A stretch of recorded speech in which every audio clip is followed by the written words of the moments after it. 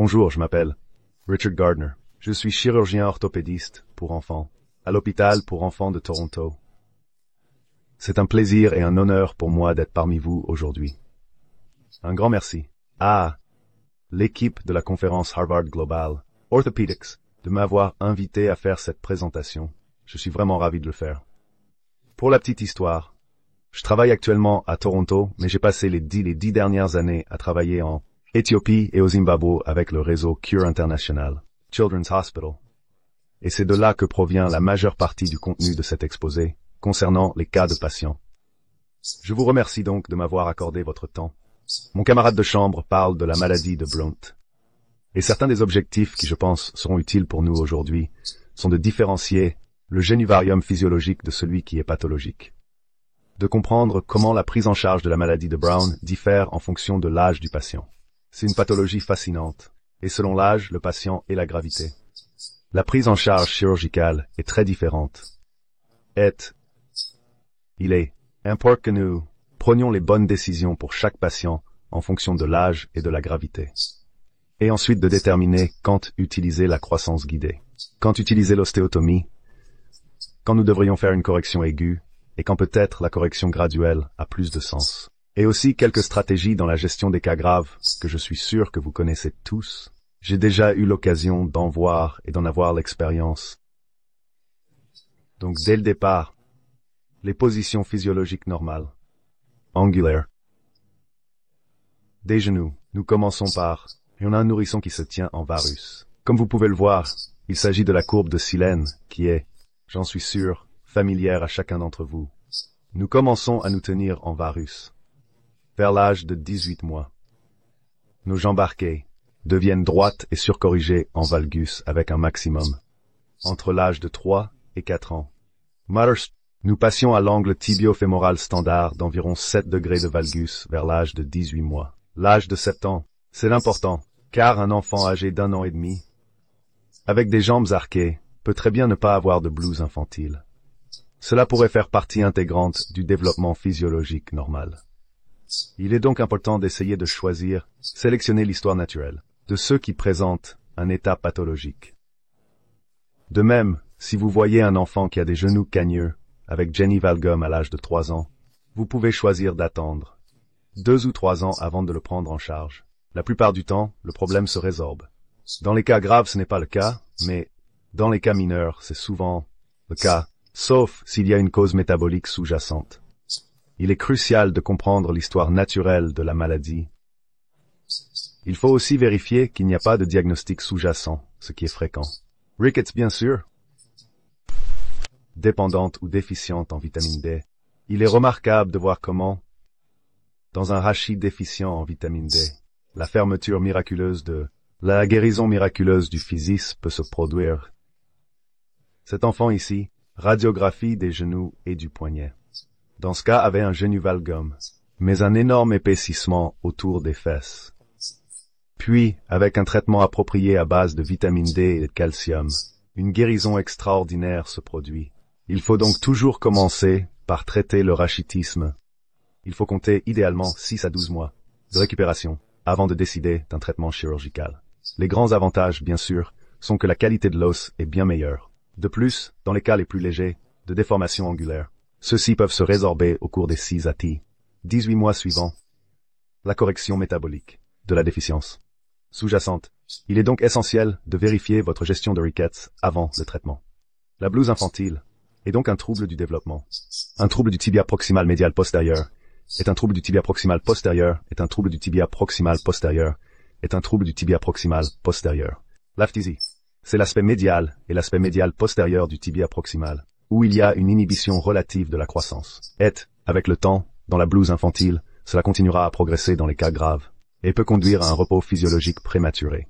Il y a près de 100 ans, Blount a décrit ce phénomène sous le nom de tibia vera, mais il est plus complexe que cela. Il y a un désalignement en varus. Il y a un procurvatum du tibia. Il y a souvent une rotation interne significative du tibia, une rotation interne du tibia, une rotation interne du tibia, une rotation interne du tibia, une rotation interne du tibia, torsion. Et il peut également y avoir une déformation fémorale distale, qui dans certains cas est variée, dans d'autres cas, dans des cas plus tardifs, peut même être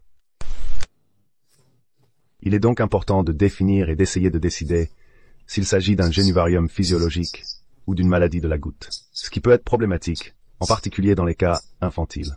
L'énorme croissance des feuilles est cruciale, avec une croissance de 20 à 25. À partir de l'âge de 5 ans, autour du genou. Donc s'il y a une asymétrie fiscale, elle peut créer une déformation angulaire très très sévère. Et ça peut être... Il peut s'agir de quelque chose de simple, sans cause sous-jacente, et parfois il peut y avoir une cause iatrogène à la suite d'une intervention chirurgicale. Il faut donc en être très conscient. Je pense qu'il est très utile de ne pas se contenter de catégoriser le problème comme étant infantile ou adolescent. Je pense qu'il est utile de parler d'infantile lorsque la maladie apparaît avant l'âge de 3 ans. Juvénile lorsque la maladie apparaît entre 4 et 10 ans. Les enfants de moins de 18 ans et les adolescents de plus de 11 ans. Je dirais cependant que, même dans les cas juvéniles, on a souvent l'impression que ces cas sont présents depuis plusieurs années. Mais le fait de les intégrer dans ces blocs nous aide également à orienter notre traitement. J'espère que ces vidéos sont un projet, et il s'agit de 2 enfants atteints de blues infantile. Et la chose qui, j'espère, est claire avec ces enfants, c'est que dans la phase d'appui, vous voyez une poussée latérale, assez significative. Vous pouvez voir la secousse de la jambe, la secousse du genou, latéralement pendant la phase d'appui. Je pense qu'il s'agit d'un résultat clinique important que nous examinons. Au-delà de la laxité ligamentaire du genou et de la mesure du degré, mais une poussée latérale significative. Combinée à des radiographies suggestives, je pense que c'est très utile pour décider quels sont les enfants sur lesquels nous devrions prévoir d'intervenir. En ce qui concerne la classification radiologique, il y a l'angle métatotèle diaphotonique de Drennings. Et ensuite, la classification standard et la classification de Langensky. Mais il s'agit davantage d'un système de stades que d'une classification. Il s'agit d'une description de l'évolution de la maladie de Blount infantile. Pour le premier article sur l'angle métaphysique de la jonquille de Drennan, aujourd'hui l'article de Drennan, il a rapporté le cas de 30 patients, dont 29 de ces 30 patients qui avaient un angle métaphysique de la jonquille supérieur à 11 degrés. Ont progressé, leur génuvarium s'est aggravé. Pour mesurer cet angle, vous pouvez voir sur la 3e image, bien sûr, au centre de votre écran, si la ligne est parallèle à la diaphyse tibiale. Puis vous soustrayez un angle perpendiculaire, donc 90 degrés, à cet angle de la diaphyse tibiale. Puis on trace une ligne, reliant, la métathèse tibiale.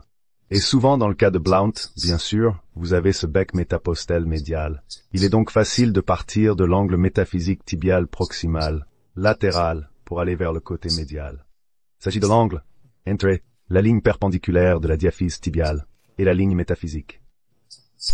Blount a dit que si cet angle est supérieur à 11 degrés, la majorité progresse. Je pense que beaucoup d'entre nous prendront un angle un peu plus élevé, peut-être même 15 degrés. Mais il est très utile de regarder cela. Et je pense que cela, en combinaison avec la poussée latérale, est certainement très suggestif pour une progression probable. Le système de stadification de Langensky est très utile. Il s'agit en fait de l'évolution, l'état des monts infertiles. Et il diminue vraiment avec l'âge du patient. Du stade 1 au stade 6. Le stade 1, vous pouvez voir l'image en haut à gauche. Vous avez un peu de bruit métaphysique médian. Et c'est souvent un enfant âgé de 2 à 3 ans. Le deuxième stade est un enfant un peu plus âgé, entre 3 et 4 ans, où l'on commence à voir le défaut de la forme d'une soucoupe dans l'activité métaphysique, et où l'on commence à voir le défaut de la forme d'une soucoupe. Tibia proximal médial. Troisième étape, 7, n'est plus tout à fait une soucoupe peu profonde. Il s'agit plutôt d'une marche d'un défaut à angle droit dans la métaphyse tibiale médiale. On observe souvent cela plus tard, à l'âge de 4 ans, jusqu'à 6 ans. Puis, stade 4 ans. L'épiphyse commence à se courber vers le bas. Parfois, on ne voit pas l'épiphyse se replier sur la métaphyse tibiale proximale. Parfois, on ne voit qu'un défaut, car souvent l'épiphyse ne s'est pas encore ossifiée. C'est ce que l'on peut voir à l'IRM. Puis au stade 5, vous obtenez cette apparence de double épiphyse, où vous avez une pente sévère dans la métaphyse, souvent avec une ligne physio au-dessus. Mais cela représente en fait la dépression médiale postérieure. Vous voyez donc la ligne physale à partir de l'aspect antérieur. Mais ensuite, cette double ligne physio est due au fait que vous voyez la physe postérieurement en tant qu'épiphyse. Le premier stade est celui de la superposition de la métathèse tibiale proximale Le stade 6 est celui où se développe une barre métaphysaire osseuse médiane. Souvent, on ne la voit pas à la radiologie avant l'âge de 10 ans environ, 1112 ans. J'espère que cela vous aidera à comprendre qu'il s'agit toujours d'une évolution de la maladie. Et bien sûr, différents traitements sont nécessaires pour différents niveaux, et nous allons essayer d'apporter un peu de saveur à cela à travers les images suivantes. Quelles sont donc les options thérapeutiques? Non opératoires, bien sûr. Nous pouvons surveiller la croissance. Si nous avons le moindre doute sur le fait que ce n'est peut-être pas grave, que c'est peut-être pas contondant, alors peut-être qu'une surveillance physiologique de la croissance serait bien sûr la bonne chose à faire. Et pour voir s'il y a une progression, on utilise. Il existe d'ailleurs des articles en faveur de l'utilisation de l'ATEL. Personnellement, je n'ai pas d'expérience en la matière, et je ne l'ai pas trouvé utile dans mon expérience. Mais, il y a un article de Sanjeev Awal. C'est mettre en évidence l'ATEL, et c'est certainement une option. Mais les principales indications chirurgicales ou les principales options de traitement chirurgical seraient la chirurgie FICO, par laquelle nous ferons une hémiépiphysiodésis. Il s'agit donc de poser une plaque ou une agrafe pour ralentir la croissance sur l'aspect latéral afin de permettre au côté médial de rattraper son retard.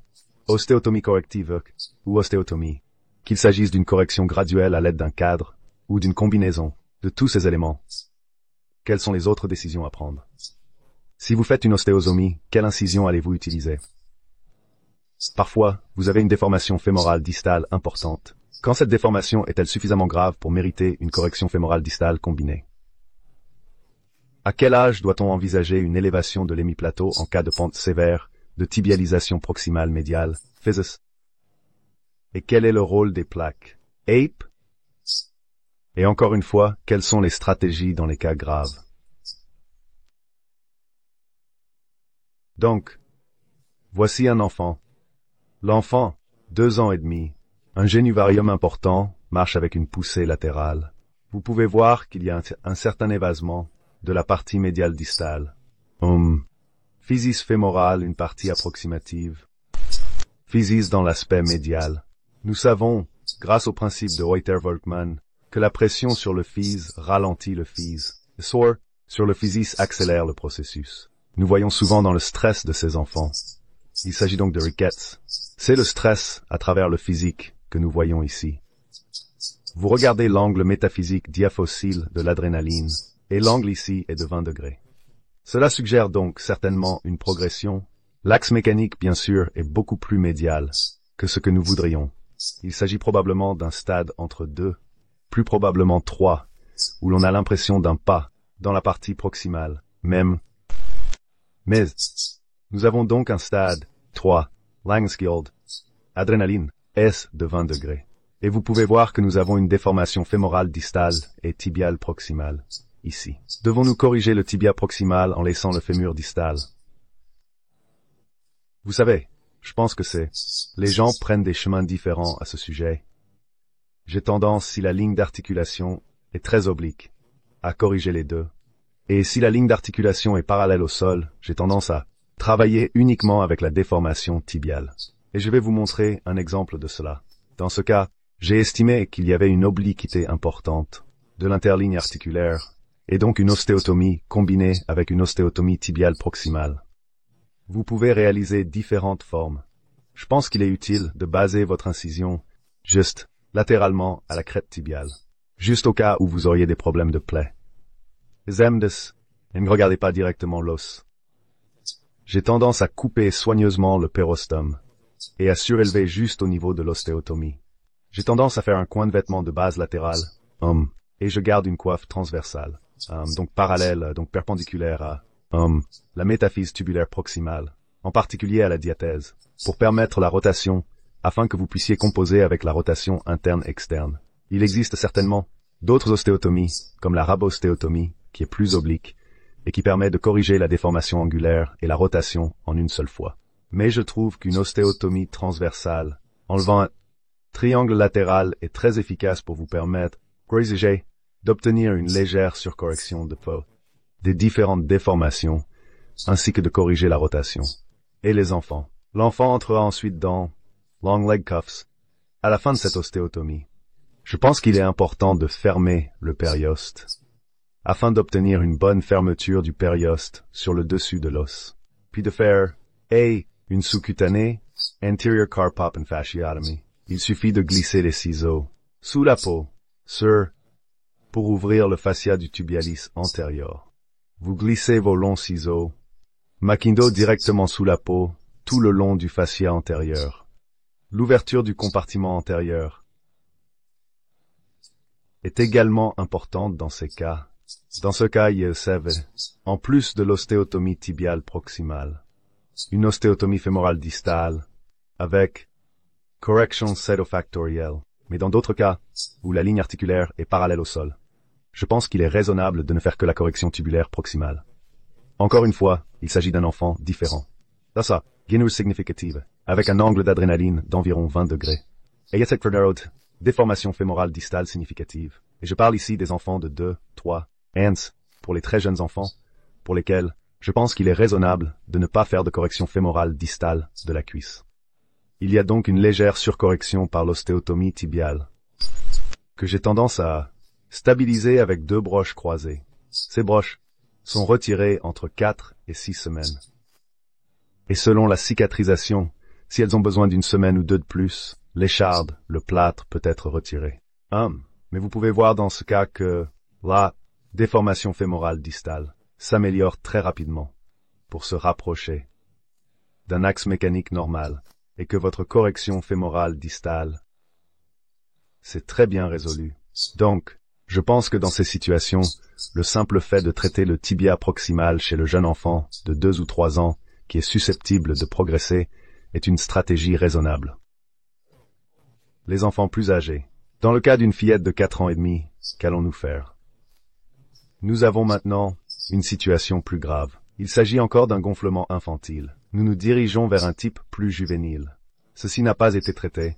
Vous pouvez voir ici une subluxation latérale du tibia et une épiphyse médiale, très raccourcie, et un grand pic métaphysique médian. Maintenant, il s'agit plutôt d'une lange. Stade 4. Maintenant, si nous devions laisser cette B avec seulement une ostéotomie tibiale, le risque de récidive est très très élevé. Dans ces cas-là, je recommanderais de procéder à la fois une ostéotomie et d'ajouter une croissance guidée. Donc, ostéotomie pour corriger une légère surcorrection de l'axe tibio-fémoral. Sécuriser avec des broches croisées, ou si vous le souhaitez, une plaque, et ensuite mettre une plaque tibiale latérale proximale. 8 plaques, ou vous pouvez utiliser une plaque à 2 trous pour la croissance guidée, une plaque tubulaire, ou vous pouvez utiliser une agrafe.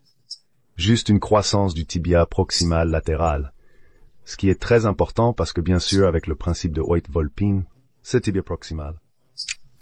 Physis a été comprimé, et c'est un physis malade, et il va prendre du temps pour se rétablir. Et si vous ne faites que l'ostéotomie, cela va rebondir très très rapidement, parce que ce physis n'a pas eu l'occasion de se rétablir, et la plaque à lui donne ce temps.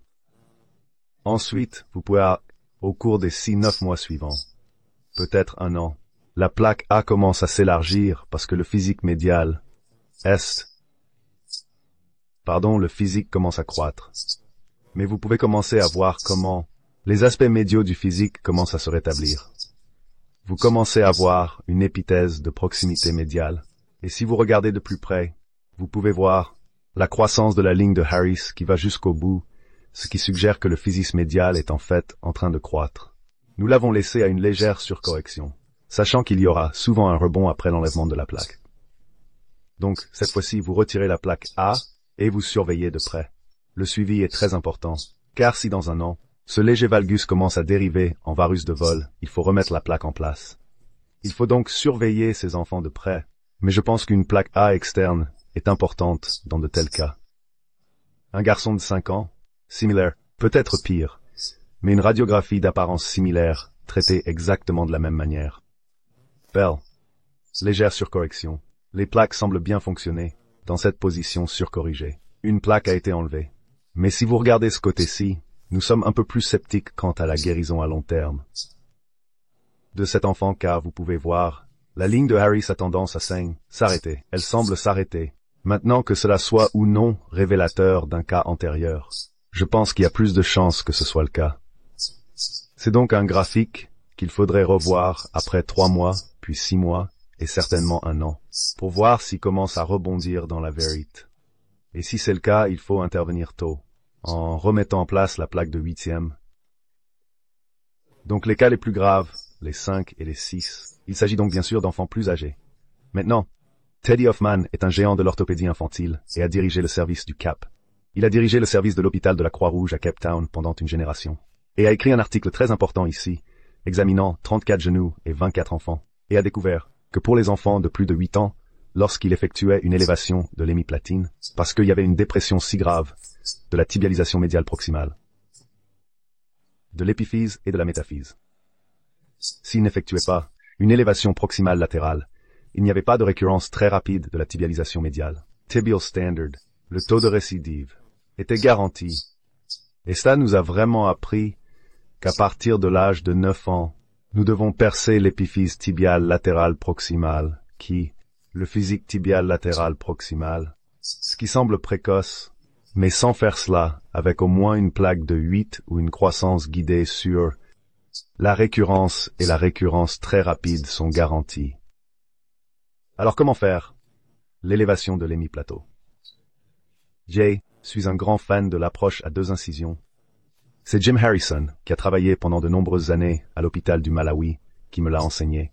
Je pense que c'est une façon très élégante de traiter ce problème. La première incision est une courte incision sur le bord médial du tibia proximal. La raison pour laquelle c'est si important est que si vous faisiez une incision en crosse de hockey, à partir de la face antérieure du tibia proximal, en descendant vers l'arrière, ce qui serait plus une incision standard, vous auriez une incision en crosse de hockey. L'incision, le problème est, l'ostéotome doit être sur le bord postérieur du tibia médial, et vous introduisez l'ostéotome. Cela signifie qu'il faut vraiment étirer la peau tout autour et avoir des complications cutanées. Les problèmes de plaie, une incision unique, sont très très fréquents. Il est préférable de pratiquer une courte incision sur le bord post-médial du tibia, à l'endroit où l'on déplace l'ischio-jambier. Bien sûr, il y a la paysanne Serhina qui vient ici. Vous écartez les tendons ischio-jambiers, et vous pouvez atteindre le bec métaxial médial très très facilement pour l'élévation de l'hémiplatine. Assurez-vous d'avoir une bonne protection autour du dos, et mettez un écarteur de Crago ou quelque chose autour du dos pour protéger le faisceau neurovasculaire, et vous avez vraiment un excellent accès pour faire l'élévation hémiplausale. Ensuite, pour réaliser la deuxième ostéotomie, c'est-à-dire l'ostéotomie tibiale proximale, vous faites cela, juste, latéralement, jusqu'à la crête tibiale.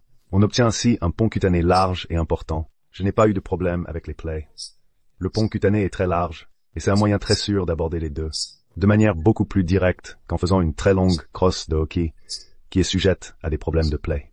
Et ici vous pouvez voir, voici donc l'approche pour une hémiplatérale. C'est l'aspect médial du genou droit. Vous pouvez voir que l'ostéotome se trouve juste sous le bec métatocéen médial. L'instrument droit est un écarteur de Crago, qui est passé autour de l'arrière du tibia. Vous pouvez voir qu'il y a un bras en C ici. Nous soulevons très soigneusement le plateau du tibia proximal médial. Et vous pouvez voir qu'il y a un peu d'extra. Il s'agit d'un cas relativement bénin. Vous savez, l'ostéotome en haut à gauche entre dans ce bec métaphysique. Et vous pouvez voir qu'il s'écarte progressivement, en visant l'épine tibiale latérale. Je pense que c'est un très bon point de repère. Vous arrivez ici. Vous savez, nous avons abandonné ce combat. Comme vous pouvez le voir, cet enfant avait auparavant une plaque de 8. Elle est cassée. Il y a un arrêt de croissance ici, sur le tibia proximal médial. Cette plaque de 8 a été retirée plus tard dans l'opération, mais nous passons l'ostéosome jusqu'à l'épine tibiale, qui est ensuite progressivement soulevée et articulée, pour que l'interligne articulaire soit au même niveau, puis vous pouvez prendre une greffe de péroné. De plus en plus, j'utilise la crête iliaque. J'aime beaucoup la crête iliaque. J'ai essayé Cortical Iliac Crept. Je pense qu'elle donne un très bon ajustement d'interférence. Je l'utilise plus souvent maintenant que pour les greffes de péroné. Le graphe des fibres fonctionne tout aussi bien. Ensuite, fait, vor, correction tibial proximal, par la deuxième incision juste naturelle à la crête. Et vous pouvez alors obtenir une très belle élévation du plateau proximal. Et vous pouvez alors légèrement surcorriger par votre coin de vêtement basé latéralement et toute rotation nécessaire. La partie la plus importante, bien sûr, est de gratter le physique du tibia latéral proximal. Il est essentiel d'éviter les récidives précoces, enfants de plus de 10 ans. Je percerai également la physe tibiale proximale. Cela peut se faire par la même incision. Il faut l'aborder par l'avant en s'assurant de ne pas faire ressortir l'arrière. Faites-le très soigneusement sur le bras C. Il suffit d'éviter toute lésion du nerf corona pérénial. Et cela donne un résultat très fiable. Voilà donc l'approche pour l'élévation de l'hémiplèvre. Cela fonctionne très bien pour les cas les plus légers comme pour les cas les plus graves. Et voici un exemple grave d'un enfant où cette fibia proximale, note, ligne articulaire, est parallèle à la diaphyse tibiale, même pire que la diaphyse tibiale. Cela ne fonctionne pas aussi bien pour un cadre dans mes mains, parce que le cadre serait presque parallèle au tibia, et il n'est pas possible d'insérer ce cadre sans au moins corriger le pouce. Il est donc possible de traiter ces cas graves en une seule fois. Mais l'utilisation pour effectuer une correction partielle pendant le reste de l'image est, je pense, une solution très élégante. Cela peut aussi vous donner l'occasion de vous allonger, mais en utilisant la même approche, une forte élévation du plateau. Encore une fois, une stabilisation, cette fois avec un greffon fibulaire, et une ostéopathie tubulaire haute. J'ai tendance à utiliser davantage de petites plaques. 3. Utilisez de petites plaques, T pour stabiliser ceci. Vous pouvez voir qu'il y a beaucoup de valgus fémoral distal qui a été corrigé, avec une plaque à lame. Ainsi, même les déformations sévères peuvent être corrigées assez bien et ramener l'interligne articulaire au niveau en utilisant cette technique. Juste pour mettre en évidence la récurrence. Ici, vous pouvez voir que l'enfant marche avec une poussée latérale. Important. Il s'agit d'un enfant qui, 2 ans avant, a été traité, je pense, avait probablement un niveau de Langenskill. 3, peut-être 4. Donc, progression de Blount infantile. Mais pas de plaque d'aide. Il est en train d'être mis en place. Il s'agissait donc d'une surcorrection. Très belle radiographie montrant une surcorrection et utilisant une ostéotomie tibiale proximale. Mais cela a récidivé très rapidement dans les 6 à 9 mois. Parce que aucune plaque d'aide n'a été posée sur leur physique tibiale latérale proximale. La maladie progresse ensuite à partir de 2 ans. Le patient présente ici une déformation articulaire sévère, un stade 5, Langenschuld, nécessitant une élévation combinée de l'hémiplatine, ostéotomie tibiale proximale, ainsi qu'un forage du tibia latéral proximal par un kyste. Donc à nouveau, approche à 2 incisions, cette fois en utilisant une greffe osseuse ionique. En grattant le tibia naturel proximal, en utilisant une petite plaque en T pour stabiliser l'ostéotomie tibiale proximale à travers cette 2e incision. Et ensuite, puis une correction assez décente de cette ligne articulaire avec un alignement normal et valide. Important ici, vous pouvez voir que la FIS est maintenant fermée. Et donc, avec un peu de chance, il n'y aura pas de récidive dans ce cas. Dans tous ces cas, il est très raisonnable de les faire avec un cadre. Et s'il s'agit d'une condition unilatérale, l'allongement en même temps, je pense, est très élégant. Donc, Blount's adolescence. Il se produit généralement plus tard, après l'âge de 1112 ans. Et il n'y a pas, ou vraiment une dépression minimale de l'interligne articulaire médiale. Il s'agit principalement d'une vera tibiale médiale proximale. Souvent chez des enfants beaucoup plus lourds, et parfois la correction graduelle peut être utile dans ce cas. Prenons ce jeune homme, il a 15 ans, il pèse 25 kilos, il présente un léger varus au niveau du fémur, varus au niveau du tibia proximal médial. Je pense que la correction de ces 2 cas serait très élégante. Dans son cas, nous avons dû tout faire par le tibia, ce qui est loin d'être idéal. Mais sa situation familiale ne lui permettait pas de subir une 2e opération importante. C'est pourquoi il a suivi une croissance guidée. Désolé, pas une croissance guidée, désolé. Il a bénéficié d'une correction progressive à l'aide d'un cadre. Nous avons donc utilisé un cadre téléspatial pour le corriger progressivement. Mais n'importe quel hexapode conventionnel s'encadre très très bien. Et vous pouvez également l'utiliser avec un monolatéral. La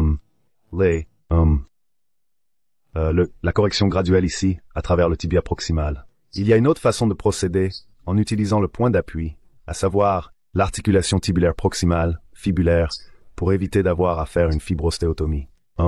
Et une correction graduelle avec guérison et un résultat satisfaisant à la fin.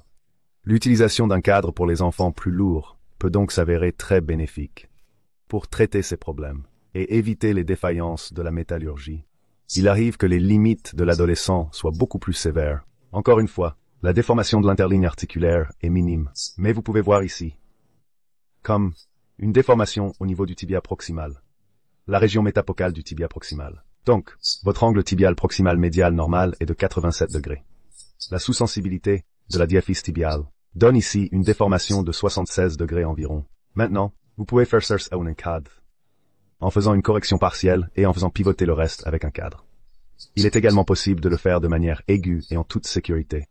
Vous devez cependant réséquer une bonne zone osseuse trapézoïdale, et je pense qu'une bonne technique qui m'a été recommandée par Scott Nelson, qui a vraiment une grande expérience dans ce domaine, est de faire une ostéotomie fibulaire très proximale. Parce que si vous faites votre ostéotomie fibulaire de la manière classique, c'est-à-dire au milieu de la tige, vous finissez par bloquer la correction et vous pouvez plonger dans les compartiments musculaires postérieurs d'une manière très malheureuse.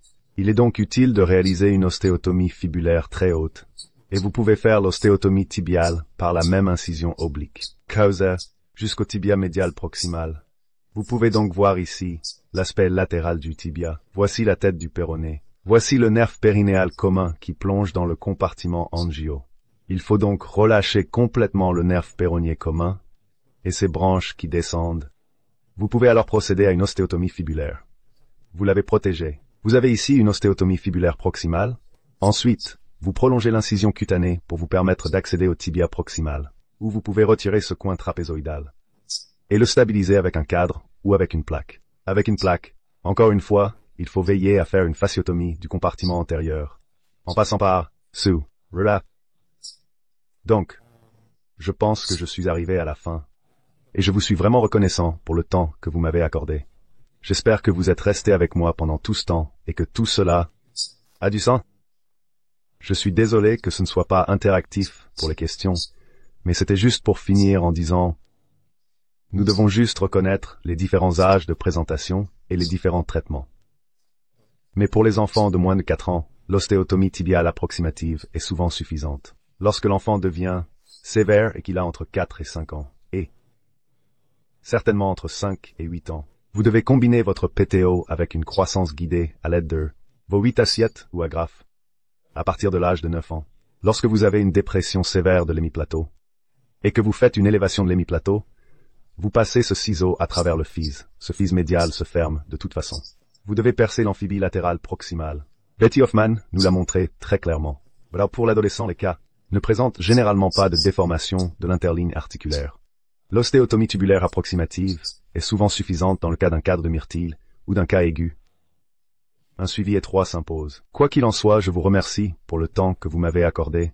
Je n'ai pas écrit mon adresse électronique ici, mais c'est richard.gardner, Gardnu, rickkids.k. Et vous êtes les bienvenus pour m'envoyer vos questions. Je serai ravi de vous répondre. Merci beaucoup.